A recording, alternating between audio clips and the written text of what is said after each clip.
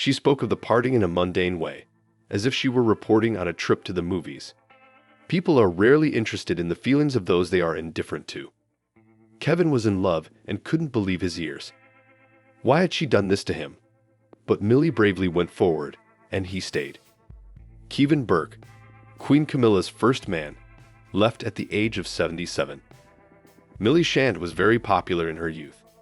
It was later that she would be labeled a Rottweiler and scrutinized for flaws.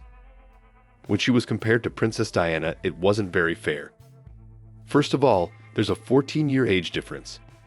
Secondly, different environments. Diana had a staff of designers and stylists working for her. Camilla enjoyed that privilege many decades later. Millie, this name she was called only loved ones, went public in 1965. A girl from an aristocratic family, granddaughter of the 3rd Baron Ashcombe, according to the rules of English high society, was obliged to undergo a kind of initiation ceremony. Debutantes were invited to the royal palace, they danced at a ball organized in their honor, and from then on were considered presented. Thus began their new life, when the invitations sent to their parents now included their names too. After the debut, a marriage proposal could await the girl, but not before. For Millie, social conventions have always been a part of life, but she showed herself early on as a stroppy nature. There were 311 debutantes that year, and Millie became firm friends with 2 of them, Janie Wyndham, who was a relative of Lady Astor herself, and Virginia Carrington, the Baron's daughter. The girls were having fun and attracting the attention of young men.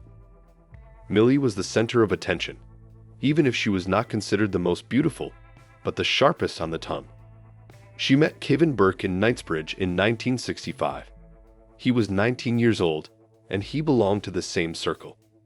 The son of Sir Aubrey Burke, who held a high position in the aircraft company. These two always had something to talk about, common acquaintances, the same standard of living, similar interests and tastes. That year, Kevin would later write, "I stayed with Camille. Without a doubt, we were in love. She liked dancing and talking until morning. They'd dance away, and then they'd go somewhere miles away from London, just to catch the sunrise in a beautiful place. The whole neighborhood knew Kevin's yellow Jaguar, and Millie jokingly called it Egg. Kevin was crazy about this bright girl, so different from the shy debutantes from Belgravia. Millie was attracted to him because of his seriousness and rational outlook. They were attracted to each other like a magnet, and Kevin easily imagined that one day he would walk Millie down the aisle. But she was in no hurry to make any far-reaching plans.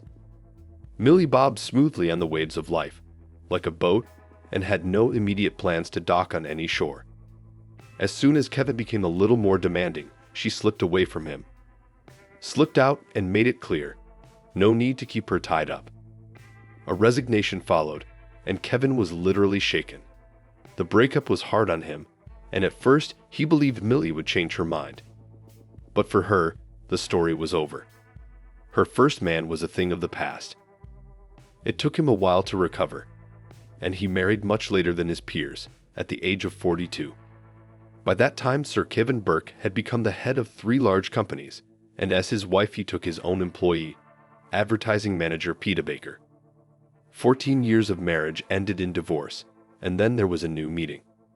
Louise Ferry became the new favorite of Kevin Burke, and she also gave him a son.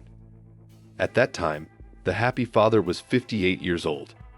It was said that the cheerful character of Louise reminds something of a young Millie Shand. Well, Millie settled down in 1973. Officer Andrew Parker Bowles, in which was also in love with Princess Anne, was a compromise option.